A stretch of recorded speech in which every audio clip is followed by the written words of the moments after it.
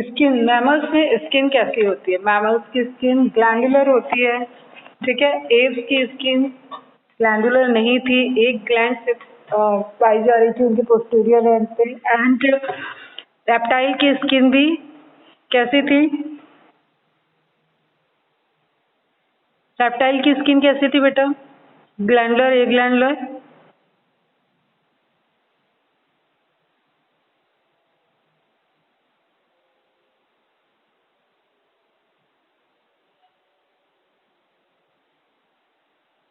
Reply करो। चल देखते हैं इसको आज कंप्लीट करना है। Skin, glandular skin, multi cellular gland. Gland multi cellular मतलब कई सेल मिलके एक ग्लैंड का फंक्शन कर रही हैं और वहां से जो सिक्रेशन रिलीज हो रहा है वो एक डक्ट के थ्रू आपका टारगेट साइट पे जा रहा है। That is multi cellular types of gland. Anatomy में इसकी भी डिटेल देखेंगे। Sweat gland, oil gland, wax gland, milk gland, ठीक है। और मिल्क ग्लैंड इंपॉर्टेंट कैरेक्टरिस्टिक्स है क्योंकि इसी से टर्म्स मैमरी आया हुआ है। Covered by horny epidermal exoskeleton, hard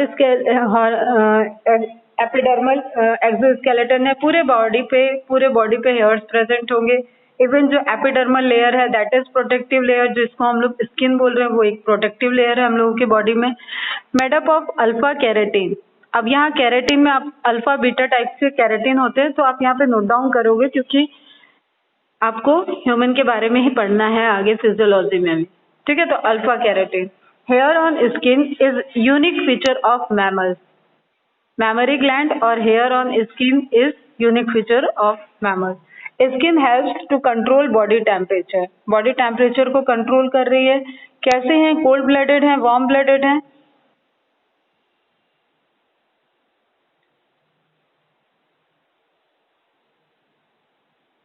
warm blooded है, ठीक है। इंटरनल बॉडी टेम्परेचर कांस्टेंट एक रेंज में मेंटेन रहता है। एक्सटर्नल टेम्परेचर एक्सटर्नल एनवायरनमेंट से उसको इम्पैक्ट नहीं पड़ेगा। उसका जो भी इम्पैक्ट है उसको रिजॉल्व करने के लिए इंटरनली हम लोग स्विविंग, स्वेटिंग, इस तरीके के फिनोमेना परफॉर्म करते हैं और इंटरनल टेम्परेचर को मेंटेन करते हैं। और स्किन भी इसमें इंपॉर्टेंट रोल प्ले कर रही है ताकि इंटरनल एक बैरियर की तरह, इंटरनल एनवायरनमेंट और एक्सटर्नल एनवायरनमेंट के बीच में जैसे सेल की एक बाउंड्री है, सेल मेम्ब्रेन, उसी तरीके से हमारी बॉडी और एनवायरनमेंट के बीच में अगर हम लोग एक सेल की तरह हैं तो वो बाउंड्री क्या है? वो हमारी स्किन है।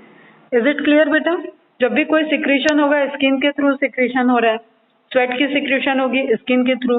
म्यूकस सिक्रीशन, जो ऑयल सिक्रीशन, जो पिंपल वगैरह बनते हैं वो सब भी स्किन के थ्रू हो रहा है। हेयर्स प्रिवेंट हीट लॉस, ठीक है। उससे इंटरनल टेम्परेचर मेंटेन रहेगा और वार्म ब्लडेड रहेंगे, चेंज नहीं होगा। Sweat gland produces sweat to cool down body. Body temperature sweating होती है ताकि इंटरनल, जब आप बाहर एक्सटर्नल टेम्परेचर गर्मियों के दिनों में हम लोग स्वेट करते हैं या बहुत एक्सरसाइज करते हैं उससे स्वेटिंग फिनोमिना होती है। वो क्यों हो रही है वो प्रोसेस? ताकि हम इंटरनली जो टेम्परेचर राइज हो रहा है बॉडी का, उस पूरे बॉडी को हम कूल कर सके। This is a cooling effect. Is it clear बेटा?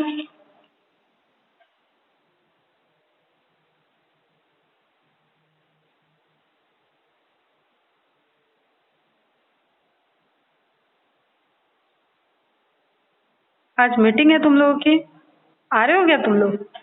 आना ही है मतलब।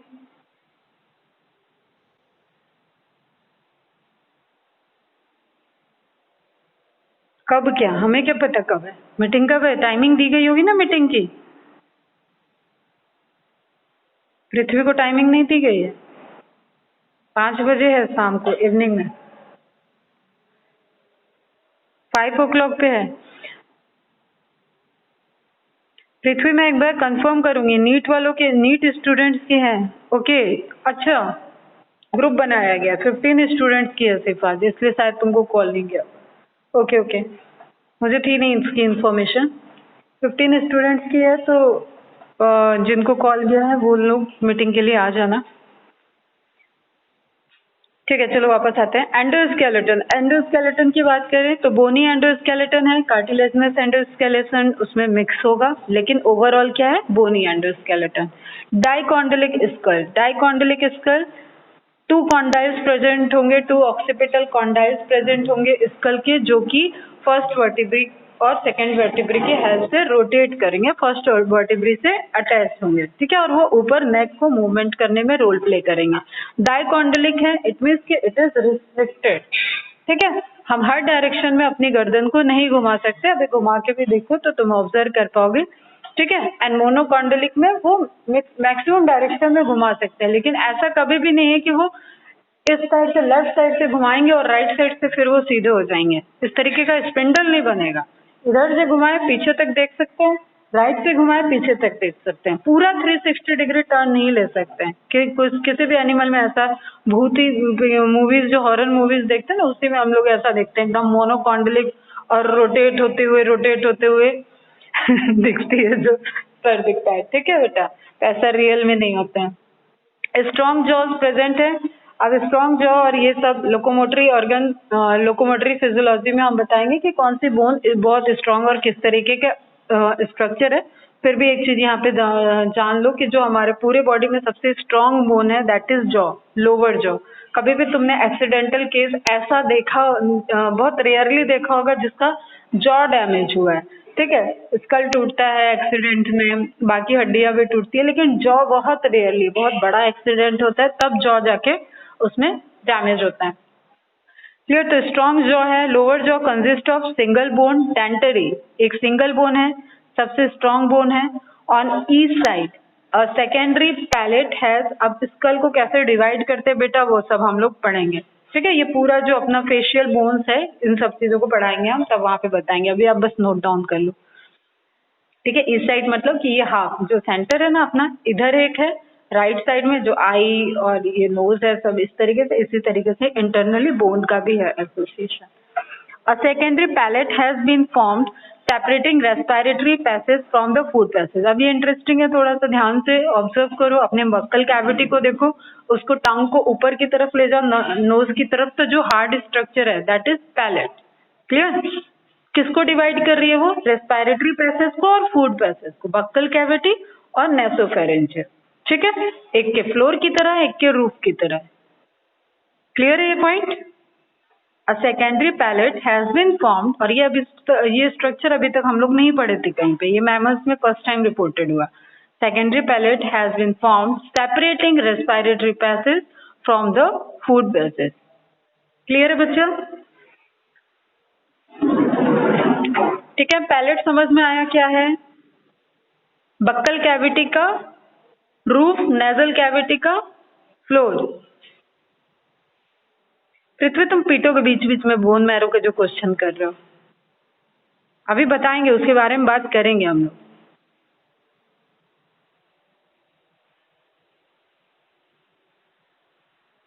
अभी ये क्लियर है?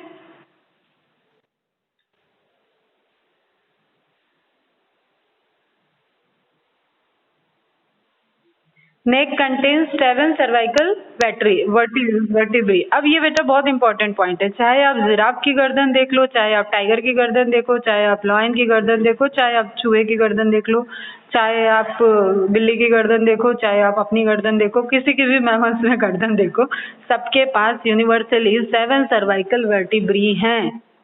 क्लियर? वर्टिब्री की साइज छोटी बड़ी हो सकती है, लेकिन total number of vertebrae, cervical vertebrae, ठीक है, वर्टिब्री भी टाइप्स के होते हैं, lumbar, sacral, cervical, thoracic vertebrae. तो सर्वाइकल वर्टिब्री कितनी है? 7। क्लियर है? नेक कंटेन्स 7 सर्वाइकल वर्टिब्री।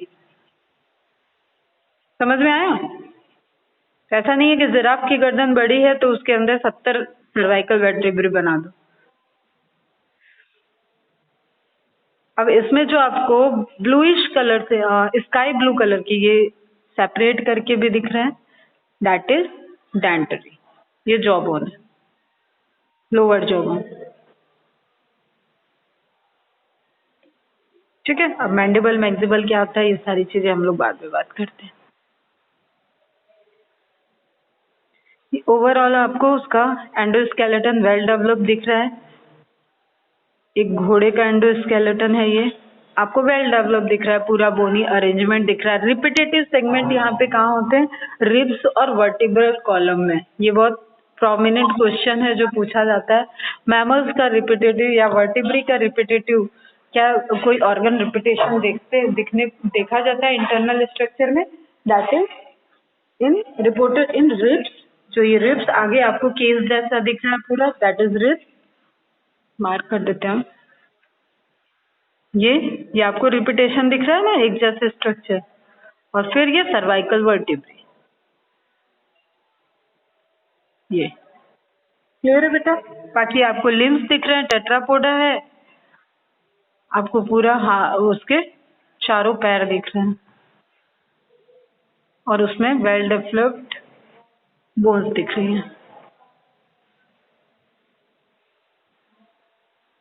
ठीक है, अब देखो आपको ये बड़ी इंटरेस्टिंग सी इमेज है। अगर आप इंसान और उसके डॉग, वो सुबह सुबह टहला रहा है, और उस दोनों के एंडोस्केलेटन की बात करें तो लगभग एक जैसा ही अपीयरेंस है। टेल पोर्शन को हटा दिया जाए तो बाकी सारा अपीयरेंस आपको एक जैसा दिखेगा।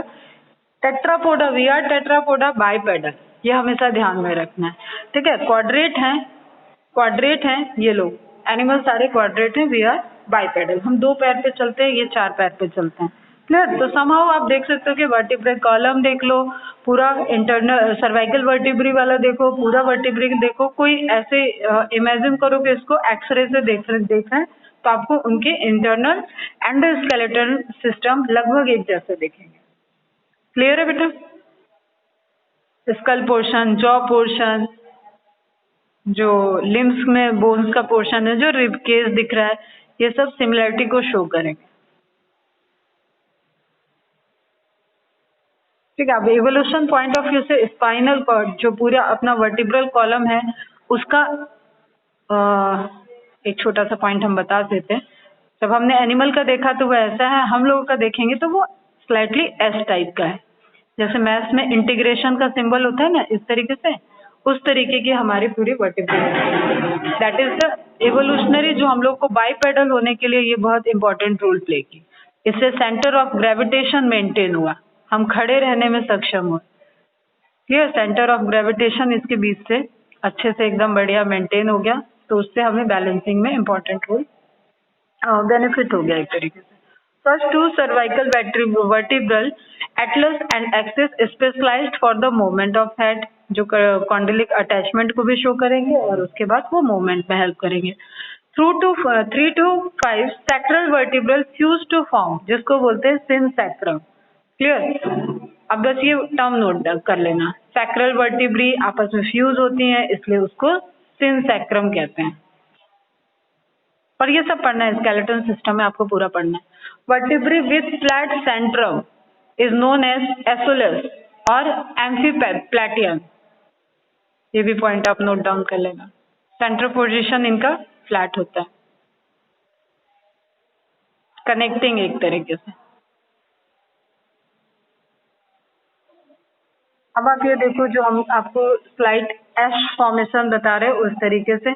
अब इसके बहुत डिटेल में नहीं जाना है कि क्या होता है लुम्बर, क्या होता है थोरेसिक, क्या होता है सैक्रम।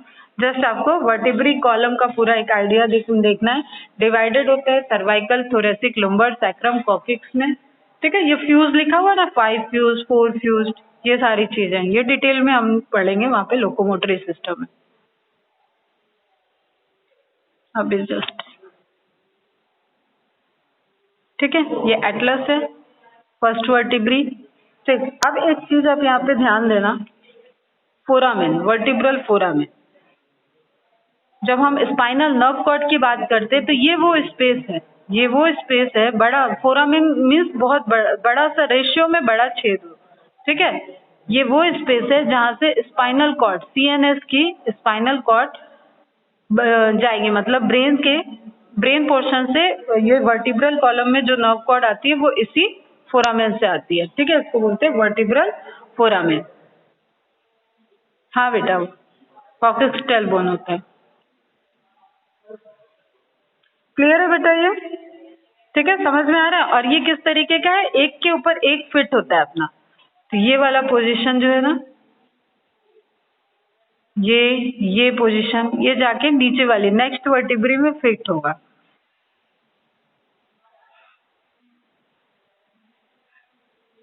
नाउ रिब्स से रिलेटेड पॉइंट लिख लेते हैं। 12 pair of ribs. Teeth heterodont, अलग अलग टाइप्स के टीथ हैं, देखने में उनकी मॉर्फोलॉजी अलग अलग है। क्या टाइप्स हैं? 4 टाइप्स हैं mainly, incisor, canine, premolar and molar. ये सारी चीजें पहले भी पढ़े होंगे तुम लोग छोटी क्लासेस में। थिकोडोंट सॉकेट में प्रेजेंट है, ठीक है, बढ़िया ग्रूव्स है, रूट है और अच्छे से फिट है, जल्दी टूटते नहीं है। डाइफोडोंट, डाइफोडोंट नया वर्ड ऐड हो गया, अब तुम इसको नोट डाउन कर लेना। डाइफोडोंट मीन्स 2 बार जिनके टीथ आते हैं, ऐसे एनिमल जिनके टीथ 2 बार है। सुना है ना, बच्चों के दूध के दांत होते हैं अपने परमानेंट। अच्छा, कहाँ से म्यूट थे? कैसे म्यूट हो गए? कहाँ से म्यूट थे? ठीक है। 12 पेयर ऑफ रिब्स प्रेजेंट है। रिब्स में कितनी हड्डियां हैं? 12 पेयर। अगेन वो हाफ इधर, पूरा जो रिब केस है इसलिए उसको पेयर बोल रहे हैं। 1 2 3 इधर होगा पूरा and left side right side, तो उसको बोलेंगे 12 पेयर ऑफ रिब्स। ठीक है। टीथ हेट्रोडोंट मतलब डिफरेंट टाइप्स के टीथ हैं, देखने में morphological types of teeth present है, होमोडोंट नहीं है, हेट्रोडोंट है, अलग अलग टाइप के, अलग अलग फंक्शन के अकॉर्डिंग वो अडॉप्टेड होते हैं, जैसे इंसिजर, कैनाइन, प्रीमोलर, मोलर। ठीक है। थिकोडोंट है, थिकोडोंट मीन्स टीथ जो है उनको प्रॉपर सॉकेट प्रेजेंट है, एक सॉकेट में वो धंसे हुए हैं, तो they are very strong teeth, kind of strong teeth में आ जाएंगे ये, और ये इजिली ब्रेक नहीं होता, मतलब आसानी से टूट नहीं रहे कि आपको कोई धक्का लगा और टूट गया, अच्छा खासा चोट लगता है तभी ये ब्रेक डाउन होते हैं। मेरे भी टूट गए थे बचपन में। ठीक है। डाइफोडोंट मिल्क टी, डाइफोडोंट आप नोट डाउन कर लोगे। डाइफोडोंट नया वर्ड है, पी है ये बेटा। ठीक है। डाइफोडोंट मीन्स ऐसे एनिमल्स जिनमें टीथ जो है वो 2 टाइम्स हैं, जिनको लाइफ में 2 बार टीथ आते हैं, वो होते हैं डाइफोडोंट। जैसे तुम लोगों ने सुना होगा, बच्चों के दांत दूध के दांत होते हैं, फिर दूध के दांत टूटते जाते हैं, 12-14 साल तक टूटते रहते हैं, और उसके बाद आपका जो टीथ आते हैं फिर से वो टूटेंगे, तो आपको कोई नया टीथ नहीं आने वाला, इसलिए बचा के केयर करना चाहिए दांतों की, अच्छे से मेंटेन करना चाहिए दांतों को। ठीक है। तो परमानेंट टीथ होते हैं वो, उसके बाद तो फिर आर्टिफिशियल ही लगाओ डेंटेशन। क्लियर है बेटा? डाइफोडोंट मतलब जिनको लाइफ स्पैन में 2 बार टीथ आए, एक मिल्क टीथ होते हैं, एक परमानेंट टीथ होते हैं। बाकी सब डिटेल में बात करेंगे, परमानेंट टीथ का क्या फॉर्मूला होता है, बच्चों के क्या टीथ का फॉर्मूला होता है, क्या टाइप्स है, क्या फंक्शन है, क्यों शेप ऐसा है, ये सारी चीजें हम लोग डाइजेस्टिव सिस्टम में बात करेंगे। क्लियर? तो दिख रहा है कैनाइन, इंसिजर जो फ्रंट में होता है, साइड में चीरने फाड़ने के लिए सब कैनाइन, प्रीमोलर, मोलर। ठीक है। अक्कल दांत सुना है? अक्कल दांत मोलर्स होते हैं, जो कहते हैं आपको विजडम टीथ आ गया क्या, वो चीज। Now come to digestive system. Relatively small mouth. अभी हम लोग बॉडी रेशियो से देख रहे थे कि माउथ का साइज कैसा है, रेप्टाइल्स का भी बड़ा था और बर्ड्स में भी बीक की साइज उनकी बड़ी थी, लेकिन मैमल्स की कंपैरेटिवली रिलेटिवली स्मॉल माउथ का साइज होता है। Mouth is just related to बेटा ओपनिंग, हमेशा ध्यान में रखना, बायोलॉजी जब पढ़ने लगे हो तो पता होना चाहिए माउथ मतलब सिर्फ ओपनिंग। ठीक है। पूरे फेस को, मुंह पे तुम्हारे क्या हुआ है ऐसे जो बोलते हैं ना, दैट इज इनकरेक्ट सेंटेंस। मुंह पे हमारे कुछ नहीं हुआ है। ठीक है। Face is different thing and मुंह माउथ अलग चीज होता है। Have movable lips, lips present है, मूवेबल लिप्स है, ठीक है, मूवमेंट है। Buccal cavity has true salivary gland. अब यहाँ पे बेटा आप पॉइंट ही नोट डाउन करोगे, बहुत से चीजें आएंगी जिनको हम सब डाइजेस्टिव सिस्टम में हम लोग देखेंगे। सैलिवरी ग्लैंड जो सलाइवा सिक्रेट करते हैं वो ग्लैंड्स होती हैं। सैलिवरी ग्लैंड जिनकी ओपनिंग डक्ट के थ्रू होगी, बक्कल कैविटी में उनका सिक्रेशन आएगा और वो इनिशियल डाइजेशन में रोल प्ले करती हैं। Teeth occur in both the jaw, दोनों जॉ में टीथ हैं। मोबाइल टंग, टंग मूवेबल है। Distinct liver and pancreas are present. अब हम तो सबसे ऊपर आ गए बेटा, सबसे हायर ऑर्गेनिज्म पढ़ रहे हैं, तो सभी कुछ यहाँ पे डेवलप्ड मिलेगा। Distinct liver and pancreas are present. Alimentary canal opens out by anus, कोई क्लोएका की बात अब नहीं होगी, क्लोएका व्लोएका खत्म हो गए, अब सिर्फ सारे अपने अपने सिंगल ओपनिंग से एक्सटीरियरली ओपन होंगे। Clear? Outside of the body opening सबकी अपनी अपनी ओपनिंग होगी, एलिमेंट्री कैनाल की अलग, ठीक है, रिप्रोडक्टिव कैनाल की अलग और तुम्हारा एक्सक्रीटरी की अलग, सबका अलग अलग ओपनिंग होगा। Generally cloaca absent except monotremes. Monotremes क्या है, यहाँ पे ही नोट डाउन कर लेना, प्रिमिटिव मैमल्स, ठीक है, प्रिमिटिव मैमल्स जो है, अब ये हम इवोल्यूशन में आपको बताएंगे। जैसे ऑस्ट्रेलिया जो कॉन्टिनेंट है वो सबसे पहले डिवाइड हो गया था, अलग हो गया था, तो वहां पे आपको जो ह्यूमन है, ह्यूमन जो हम लोगों की प्रजातियां हैं वो वहां पे ट्रैवल मतलब माइग्रेट करके गई हुई है, वहां पे एक्चुअली उस रीजन में इवॉल्व नहीं हुई है। तो हम लोग पढ़ेंगे ये सब चीजें बेटा, इवोल्यूशन में पढ़ेंगे। अभी आप यहाँ पे बस नोट डाउन करते चलो, जितना बोल रहे हैं उतना करते चलो, ठीक है बेटा। क्लोएका एब्सेंट है हायर मैमल्स में, प्रिमिटिव मैमल्स में रिपोर्टेड है। अब ये आपको प्रॉपर डाइजेस्टिव सिस्टम दिख रहा है, छोटी क्लास में भी देखोगे तो मेरे बेटे के भी बुक में बना हुआ था पिछले ही साल 4th क्लास में, तो कई बार देखा होगा, पढ़ा होगा, ठीक है। इनकी मैकेनिज्म और इनका सारा फंक्शन वो सब अब हमें पढ़ना है, कहाँ पे, डाइजेस्टिव सिस्टम में, ह्यूमन फिजियोलॉजी में, ठीक है बेटा। इसमें क्या बताऊं मैं, ओएसोफेगस जानते हो, लिवर जानते हो, स्टमक जानते होगे, pancreas, small intestine, large intestine, फिर हम लोग इनकी जब डिटेल्स देखेंगे तभी इसके बारे में बात करेंगे। बस हमें ये पता है tube with in tube, full complete digestive system है, ओपनिंग कोई क्लोएका में नहीं है, डायरेक्ट ओपनिंग है एनस के through, and well developed internal organs है जहाँ कुछ सिक्रीशन होता है, कुछ एंडोक्राइन भी हैं, कुछ एक्सोक्राइन भी हैं, कुछ मेसोक्राइन ग्लैंड भी हैं, जैसे पैंक्रियास हार्मोन को भी सिक्रीट करती है, डाइजेस्टिव एंजाइम को भी सिक्रीट करती है, तो वो मेसोक्राइन ग्लैंड में आ जाती है।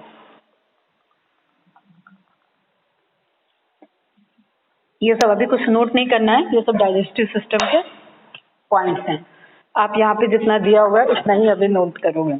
रेस्पिरेटरी सिस्टम पे आए तो बाई लंग्स डेवलप्ड है भाई, एकदम लंग्स सिस्टम आ चुका है, लंग्स भी हैं और इलास्टिक लंग्स हैं, मतलब अब इनको कोई स्टोरेज वाले कॉन्सेप्ट की जरूरत नहीं है, जितनी एयर की रिक्वायरमेंट है उस वो अपने पर्टिकुलर एनिमल अपने लंग्स की कैपेसिटी के अकॉर्डिंग ही इनहेल कर सकता है, एक रिस्ट्रिक्टेड अमाउंट को वो इनहेल कर सकता है, उसको कंटिन्यूअस ब्रीदिंग करना, क्लियर। तो by lungs, lungs are spongy and elastic, important point है बेटा।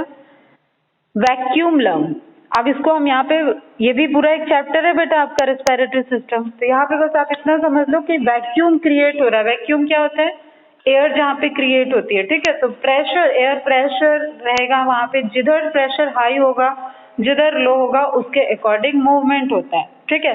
फिर यहाँ पे वॉल्यूम की बात आती है, कितना एयर अंदर रहेगा, कितना एयर वॉल्यूम वहाँ पे रह सकता है, कितना ट्रैवल होगा, कितना रेजिडुअल अमाउंट है, हमेशा लंग्स, कभी भी लंग्स हम लोगों का एम्प्टी नहीं होता है, ठीक है, तो लंग्स में हमेशा एयर रहती है, तो एक वो अमाउंट जो एयर का ऑलवेज वहाँ कांस्टेंट प्रेजेंट है वो होगा। फिर inhale capacity, exhale capacity, functional capacity, tidal volume, ये सब बहुत सारे पैरामीटर आपको जब लंग्स आप पढ़ोगे तो वहाँ पे आ जाएंगे। तो लंग्स आर डेवलप्ड, फीचर क्या है, स्पॉन्जी टिश्यू के बने हुए हैं, इलास्टिसिटी को शो करते हैं, एंड वैक्यूम लंग्स हैं, क्लियर। ये वैक्यूम क्रिएट करेंगे, एयर अंदर आएगी एंड देन रिलीज करेंगे, उसको आगे ब्लड में ट्रांसफ्यूज कर देंगे। Lungs enclosed in a cavity, अब हम लोगों के ऑर्गन सिस्टम में अपनी अपनी एक छोटी छोटी कैविटी है, मैंने पहले भी सिलोमिक कैविटी की बात की थी कि जो वो मोर डेवलप्ड है उनकी कंपार्टमेंट कैविटी है, ठीक है। हमारी हार्ट की अपनी एक कैविटी है, हार्ट का अपना चैम्बर है, ठीक है, लंग्स की अपनी एक कैविटी है, पूरे एब्डोमिनल वेसरल ऑर्गन्स की अपनी एक कैविटी है, लीवर की सराउंडिंग में एक अलग कैविटी है, तो सब अपने अपने अलग अलग कैविटी जोन में प्रेजेंट है, इसको बोलते हैं सिलोमिक कंपार्टमेंट, क्लियर बेटा। और प्लूरा वर्ड यूज करते हैं लंग्स के लिए, प्लूरल मेम्ब्रेन, प्लूरल कैविटी, इस तरीके की बातें जब आएंगी ना तो वो आपको लंग्स से रिलेटेड बातें होंगी, तो आप यहाँ पे प्लूरल वर्ड को मार्क कर लोगे, pleural word is related to lungs, ठीक है। Hepatic word is related to liver. तो lungs enclosed in a cavity, that is the feature of coelomic compartment, coelom internal cavity divide है छोटे छोटे compartment में। प्लूरल कैविटी बोलेंगे lungs की cavity को। रिब मसल, रिब का जो मूवमेंट है, हम लोग जो ये वॉल्यूम को चेंज करें लंग्स को, लंग्स जो मैंने बोला कि सांस लेके देखो तो एक पूरा प्रॉपर मूवमेंट दिखेगा, आपके रिब्स पे मूवमेंट दिख रहा है, that is because of diaphragm movement. Diaphragm ये भी अगेन मैमल्स का फीचर होता है, ठीक है। डायरेक्ट क्वेश्चन है, diaphragm is the feature of mammals, vertebrata का नहीं, मैमल्स में डायफ्रैग्म देखने को मिलता है। तो आप यहाँ पे देखो मैं इमेज ऐड किया है मैंने, हाँ इमेज है इससे ही बता देते हैं हम, जस्ट लिसन केयरफुली बेटा। बाकी तो मैंने बताया पूरा चैप्टर है, अपन पढ़ेंगे अच्छे से। आधा डॉक्टर तो बना के ही भेजेंगे हम तुम्हें एमबीबीएस में, चलो आधा ज्यादा बोल दिए, आधा तो बना देंगे, सिस्टम तो समझा ही देंगे।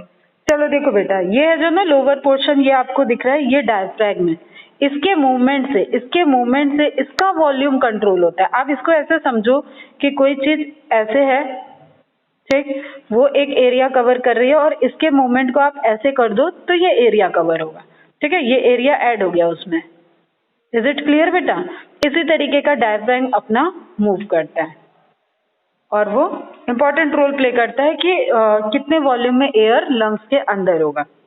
और इसके मूवमेंट में मसल्स आई थी बात, ये जो रिब्स है, जो इसके ऊपर रिब केज है, वो डायफ्रैग्म का मूवमेंट और रिब की मसल्स, रिब केज, जब हम एयर ले रहे हैं तो पूरा जो हमारा आगे फ्रंट पोर्शन ऊंचा होता हुआ दिख रहा है, दैट इज रिब भी तो मूवमेंट कर रही है ना बेटा, वहां पे रिब की मसल्स, ऐसे समझो कि कोई रिब्स है, जस्ट हम इसी इमेज पे बताते हैं तुमको। रिब्स है, ये रिब की लेयर है, यहाँ पे लंग्स है, ठीक है, इस लंग्स को खींचेगा कोई, ठीक है, तो ये आगे की तरफ बढ़ जा रहा है। तो रिब्स मसल्स बहुत इंपॉर्टेंट रोल प्ले करती है और ये बहुत इंपॉर्टेंट क्वेश्चन है फिजियोलॉजी के बेटे। इंटरकोस्टल मसल क्या होती है, कहाँ पे प्लेस होती है, क्या फंक्शन है, ठीक है, किस किस से अटैच्ड होती है, ये सारे क्वेश्चन वहां पे देखेंगे। Rib muscles, intercostal muscles and diaphragm play a role in breathing. Clear?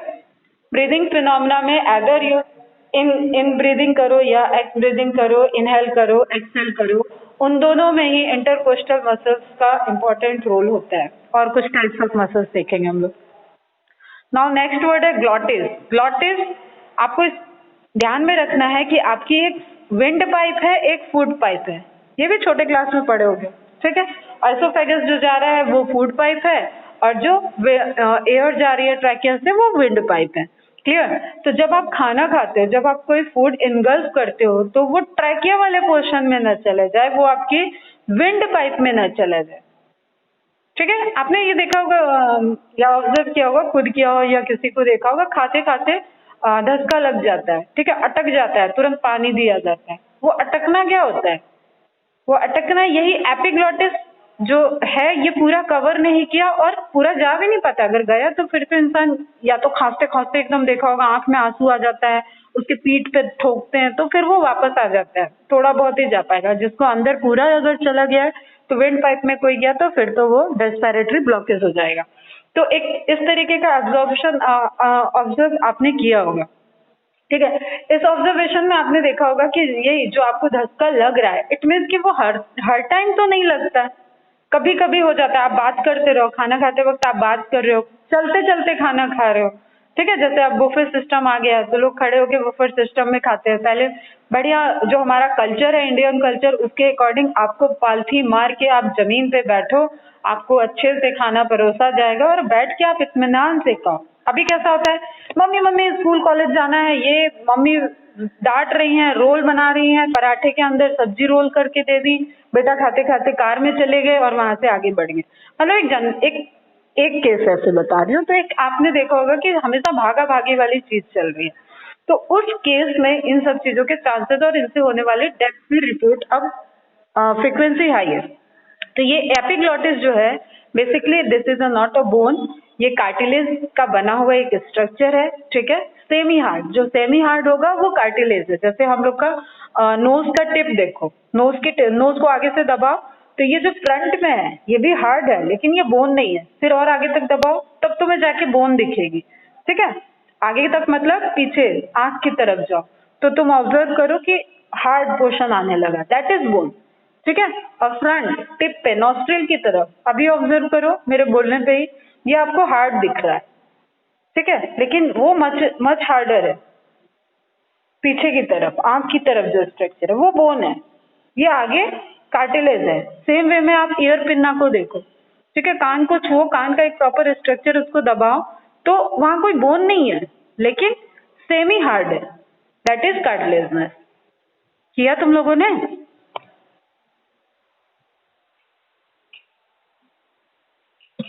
हो गया क्या सब?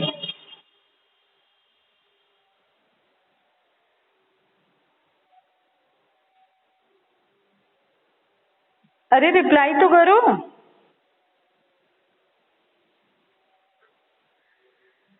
कैसे बच्चे हो भाई?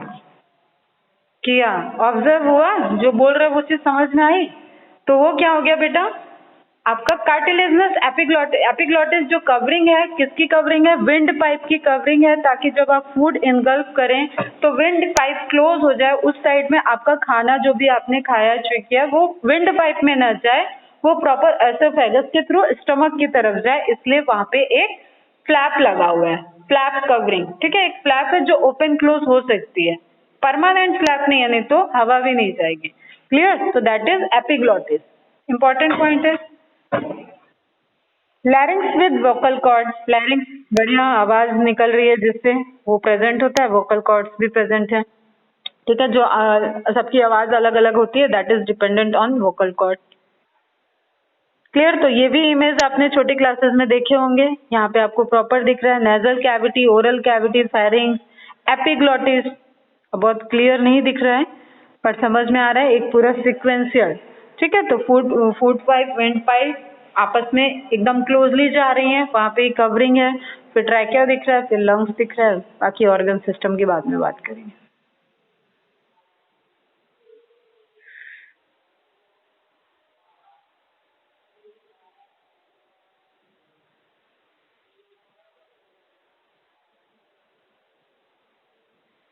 ठीक है, फिर सर्कुलेटरी सिस्टम बढ़िया डेवलप्ड है, 4 चैम्बर्ड हार्ट है, कोई मिक्सिंग ऑफ ब्लड नहीं है, बढ़िया, लेफ्ट और राइट अपना अपना काम कर रहे हैं, लेफ्ट डील कर रहा है अपना, राइट डील कर रहा है अपना, लेफ्ट ऑरिकल, लेफ्ट वेंट्रिकल एक तरफ, राइट ऑरिकल, राइट वेंट्रिकल एक तरफ, 4 chambered heart, 2 auricle, 2 ventricle, double circulatory system, no renal portal system, ठीक है। बर्थ तक क्या था? रिड्यूस था, अभी गायब हो चुका है, हम लोगों में कोई रेनल पोर्टल सिस्टम नहीं होता, हम तो प्राइमेटा हैं और हायर हैं, मैमल्स में भी कोई रेनल सिस्टम नहीं होता है, रेनल पोर्टल सिस्टम नहीं होता है, ठीक है। डायरेक्ट आर्टरीज होती है जो वहां सप्लाई देती हैं, रेनल वेन्स होती है जो वहां से सप्लाई लाती हैं, लेकिन आपका कोई वहां पे कलेक्टिवली एक टफ्ट जैसा नहीं है। लेफ्ट एरोटिक आर्क, बर्ड्स में राइट एरोटिक आर्क था, और ये कंपैरेटिव क्वेश्चन है, अभी मार्क कर लेना इसको। लेफ्ट एरोटिक आर्क प्रेजेंट होता है, सिस्टमिक आर्क जिसको बोलते हैं, और इससे बॉडी में पूरा एक जो एरोटा होता है उसके थ्रू पंप, जो इनिशियली ब्लड पंप हो रहा है, ठीक है, वो एक आर्क बना के वहां से हार्ट से मूव होता है। आरबीसी की कैरेक्टरिस्टिक इंपॉर्टेंट है बेटा, पूरे एनिमल किंगडम में आरबीसी, यहाँ पे हम लोगों में क्या है? मैच्योर्ड आरबीसी, ई न्यूक्लिएटेड है, ठीक है। आरबीसी स्मॉल है, बाइकॉन्केव है, enucleated in most species, clear. और प्रिमिटिवली जो रहती है वो इमेच्योर आरबीसी, वो न्यूक्लिएटेड होती है, ठीक। अब अगेन आप यहाँ पे फिगर ऑब्जर्व करो, इसमें स्केलेटल सिस्टम में दिख रहा है, हार्ट सिस्टम में, सर्कुलेटरी सिस्टम में दिख रहा है। सर्कुलेटरी सिस्टम में आप हार्ट की पोजीशन देख सकते हो, प्रॉपर येलो रेड कलर से जो सप्लाई दिख रही है वो ऑक्सीजनेटेड सप्लाई दिख रही है, ब्लू कलर से जो सप्लाई दिख रही है वो डीऑक्सीजनेटेड ब्लड की सप्लाई दिख रही है। 2 बार हार्ट में जाता है एक ब्लड, आप कोई भी एक ब्लड अगर पॉइंट कर रहे हो, कोई एलिमेंट को आपने पॉइंट किया कि ये कितनी बार हार्ट से होके जाएगा, तो वो 2 बार मूव करता है पूरे एक साइकिल को कंप्लीट करने के लिए, इसलिए इसको क्या बोलेंगे? Double circulatory system. क्लियर बेटा?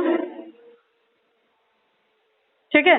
बाकी और भी बहुत सारे यहाँ पे तो कॉन्सेप्ट हैं, क्या क्या है, कैसे अटैच्ड हो रहा है, किसमें प्योर ब्लड जा रहा है, कौन लंग्स की तरफ जा रहा है, कौन लंग्स से ला रहा है, कितना टाइम लगता है, कार्डियक साइकिल को पूरा कंप्लीट होने में कितना टाइम लगता है, कौन सी वॉल्व है, कौन सा कैप्सिड है, क्या ओपन होगा, कैसे ब्लड ऑरिकल से वेंट्रिकल में आता है, ये सब आपको पढ़ना है सर्कुलेटरी सिस्टम में, ठीक है। बहुत टाइम लगने वाला है, हार्ट वगैरह पढ़ने में अच्छा खासा टाइम लगेगा और अच्छी खासा आपको यहाँ पे नॉलेज मिलेगा। ठीक है, एक चीज आप ध्यान में रखो कि लेफ्ट वाला पोर्शन अभी हमने मेंशन नहीं किया तो भूल गए, लेफ्ट वाला पोर्शन जो है वो हमेशा प्योर ब्लड से डील करेगा और राइट वाला पोर्शन डीऑक्सीजनेटेड ब्लड से। इम्प्योर वर्ड नहीं यूज करेंगे बेटा क्योंकि मिक्सिंग नहीं है कोई, डीऑक्सीजनेटेड ऑक्सीजनेटेड। ठीक है, तो लेफ्ट एट्रियम में प्योर ब्लड होगा, लेफ्ट वेंट्रिकल में प्योर ब्लड होगा, लेफ्ट वेंट्रिकल से सप्लाई पंपिंग होगी तो पूरा बॉडी में जाएगा एंड बॉडी से राइट वेंट्रिकल में आएगा, राइट ऑरिकल में आएगा, राइट ऑरिकल से राइट वेंट्रिकल में जाएगा और राइट वेंट्रिकल से सप्लाई जाती है लंग्स में। कोई जरूरत नहीं है कि अभी सब कुछ याद हो जाए, जस्ट हम बोल रहे हैं तुम सुन लो, फिर हम बताएंगे जबकि अब ये चीज एकदम अच्छे से आ जानी चाहिए, तब एकदम अच्छे से आ जानी चाहिए। क्लियर बेटा? ठीक है, अभी देखो आपको डबल सर्कुलेटरी सिस्टम दिख रहा है, 2 बार हार्ट तक आ रहा है, जैसे हम कहें यहाँ से